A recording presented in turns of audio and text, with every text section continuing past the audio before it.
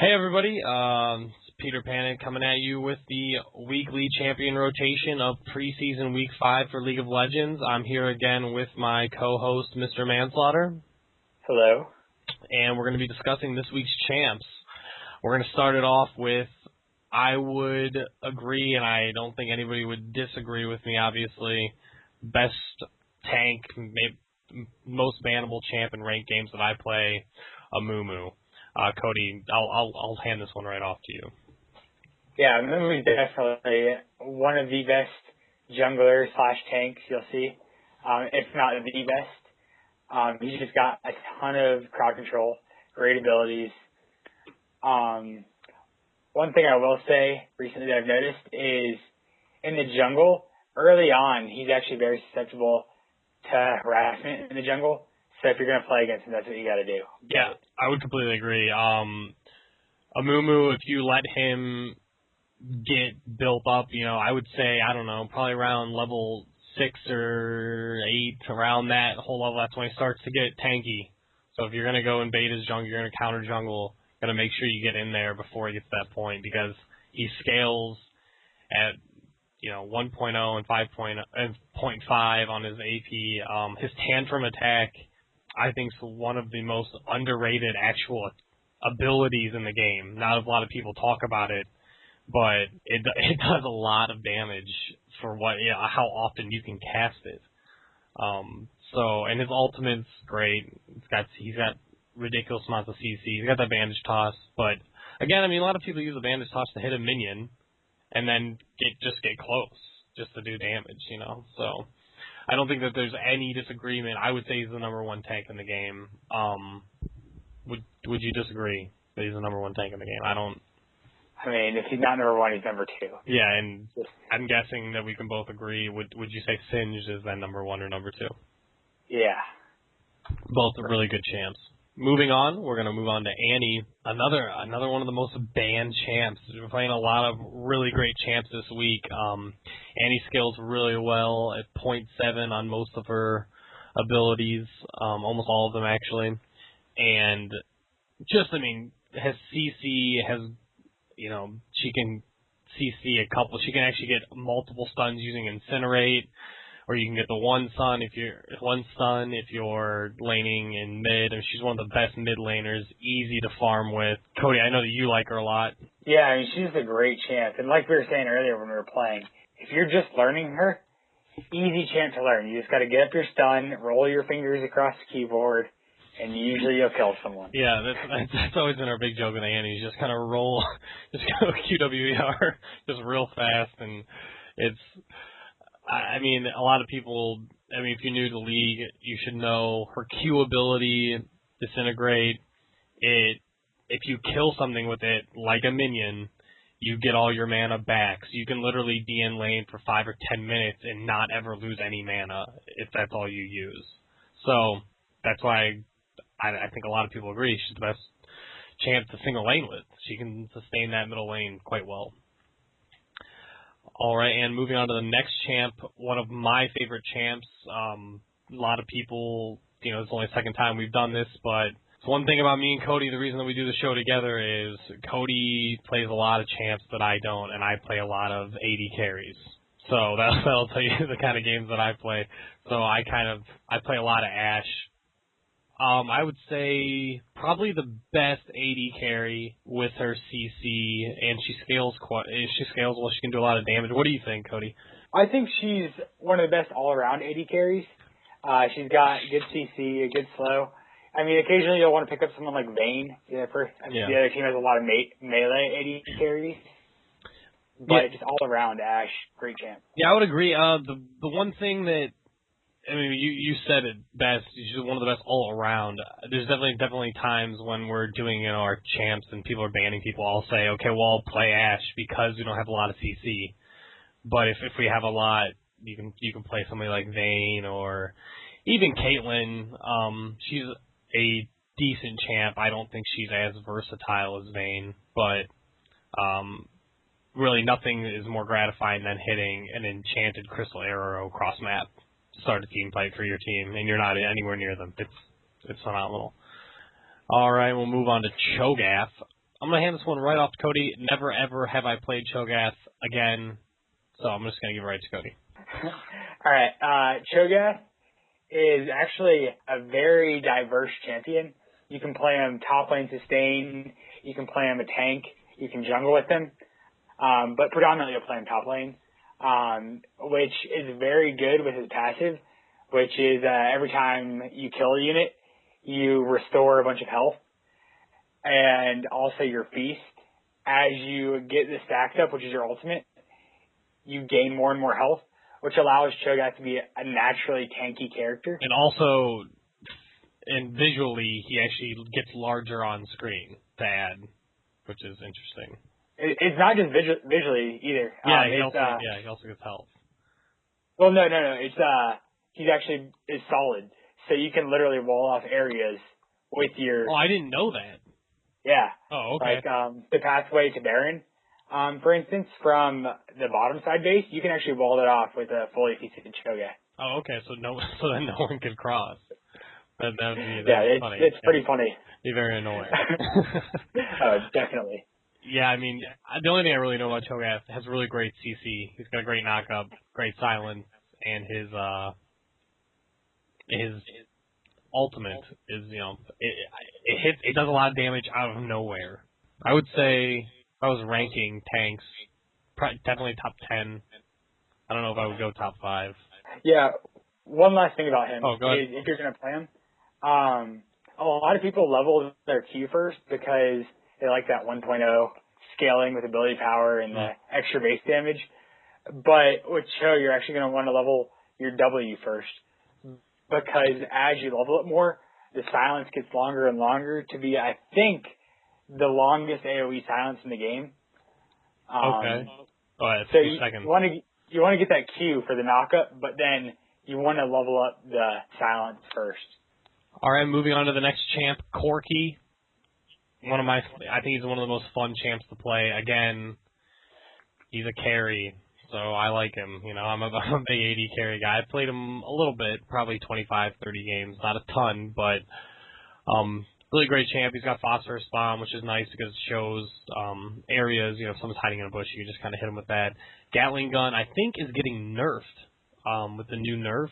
I think that's coming out tomorrow, maybe. I'm not really sure when that's coming out, but they're actually, I don't know if they're nerfing it down. They weren't exactly clear.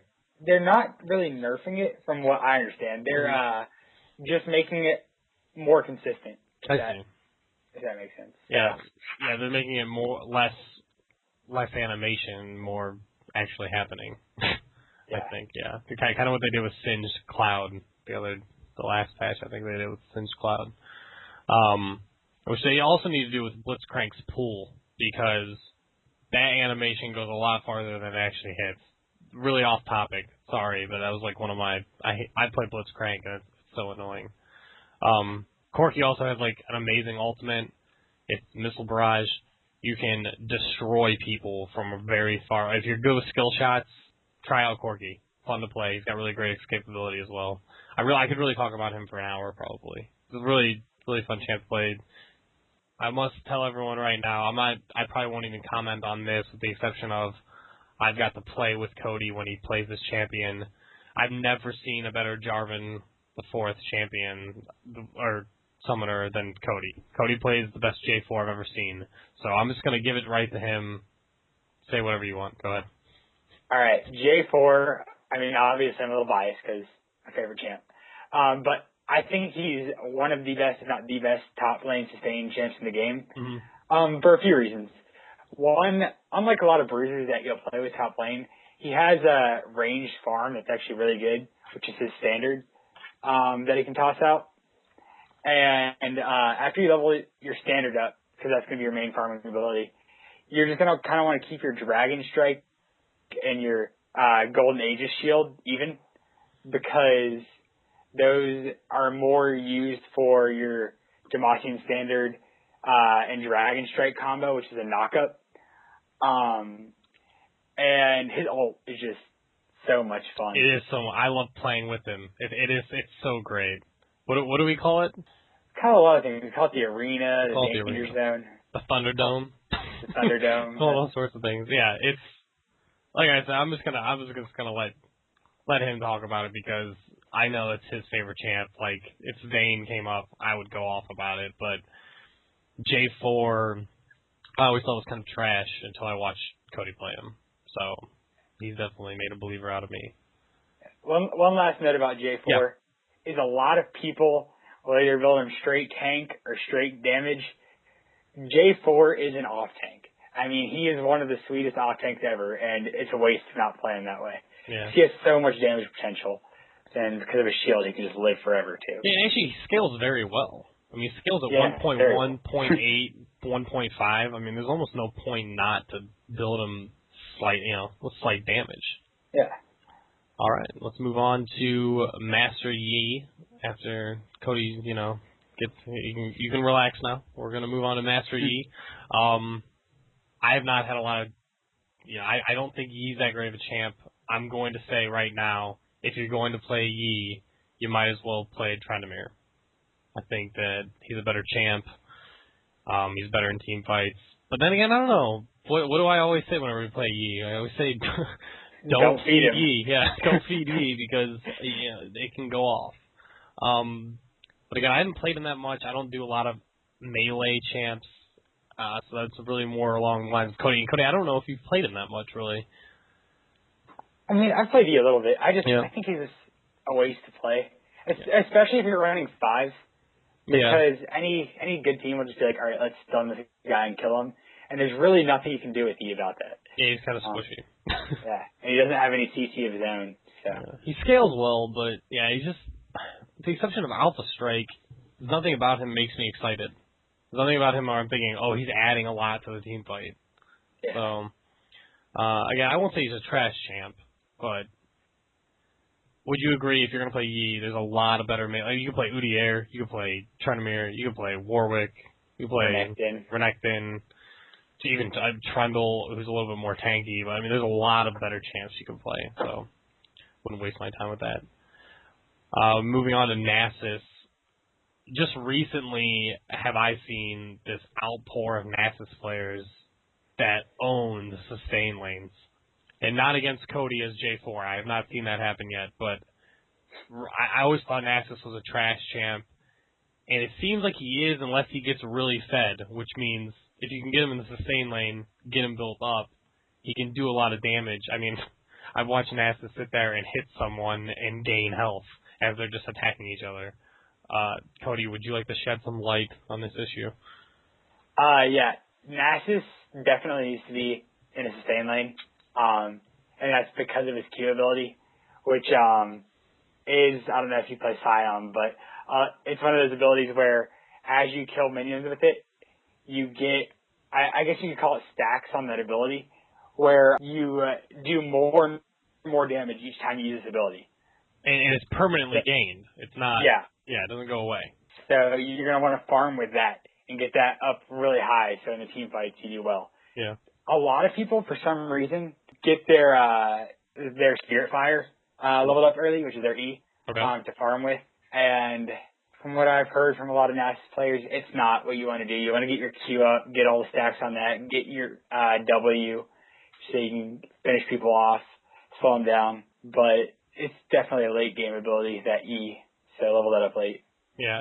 Yeah, it seems like if he doesn't get fed, he's not that great. So just don't let him get fed. Gank him a lot and early. We move on to Soraka, I came into League of Legends was a straight support character. Did not do a lot of damage. If you go look at my Ashe 5v5 game, that's a very different Soraka. So, she used to be a really great, really annoying support character because of her star call. Because it just has an unreasonable range. It's so annoying to deal with in lane. And especially now, because I think they buffed her in the last patch. They a couple patches ago, they took down all of her healing abilities by a little bit and increased all her damaging abilities. So that would explain why she's starting to play. She plays more like not an Alistar, because she's not tanky, but Alistar plays that like support, but I can do a lot of damage role. It's kind of like that. She plays support, but And she's got a really great ult. Got that global heal. But I don't really have a whole lot to contribute to her. I think if you're going to play a straight support champ, Sona's a better option. We just had a couple games of Sona tonight that I thought went really well. A lot of fun to play with. Yeah. Would you like to comment on Soraka? I will say, for all you Karthus players, this is not going to be a fun week because Sona's ult just beats your ult. It's just the way it works. Yeah. Sorry. Yeah, it's not interruptible like Karthus' ult, so it just kind of happens. So yeah, have fun. Yeah, because Karthus had that IP drop, so yeah, there will be more Karthus players out there. He's also a fun champ. Hopefully they'll have him free in the next couple of weeks. We can talk about him. Moving on to the last champ of the week, and no, we didn't forget any this week. We have Xerath, the new champ. I have not played a single game with him yet. I couldn't tell you anything about him. I played against him. He has a sweet, it's not really a skill shot. It's kind of like Kog'Maw's, the slowing spit thing that he spits out. It's kind of like that, but it does a ton of damage. That's really all I know about him. Xerath is obviously completely different AP carry than all of us are used to. Mm-hmm. Because he has a lot more range, but you don't play him as a get in your face, burst people down, and then leave. It's kind of like a process to kill someone, I guess. Mm-hmm. But when you're playing as Xerath, you're obviously going to want to get your mage chains, get at least a point in that. It's not your main damaging ability, but you're going to want to get a point in that because when you use that ability, which is targetable ability, their next spell will stun the enemy. Okay, that's right. So you're going to want to get that up, and if you're playing against Xerath, you can tell when he uses this because it puts a little purple circle above your head. So if you have it above your head, just don't get hit by any skill shots if you can help it. And that right there, everyone, is why Cody's on this little series, because there are things like that I have no idea what he's talking about. I'm just learning things. So do you want to continue? Yeah, just one last thing. No, by all means. For all you people who don't like playing against Kali, he plays, I won't say he plays like Kali, but he's kind of like a Kali in the sense that until he gets to level 6, he can do his little 2-hit combo that does a little bit of damage, but then he's done for a couple seconds. So until he gets level 6, you're going to want to mess him up. Like, if you see him do some damage to you, just turn around and hit him back. Kind of like a Nivea. She misses her Q, you go and hit her a couple times. Yeah, that's right. That's definitely true. It's the same with him. Yeah, you should just try to dodge that attack and then push him for 4 seconds and then run away. All right, well, thanks everyone for tuning in to this week's champion rotation. Hopefully you guys have learned something, because God knows that I did. Learning all sorts of things about ChoGath and things like that. So it's been a good week. Peter Panic, Mr. Manslaughter signing out. Thanks for tuning in, guys. You guys have a great week.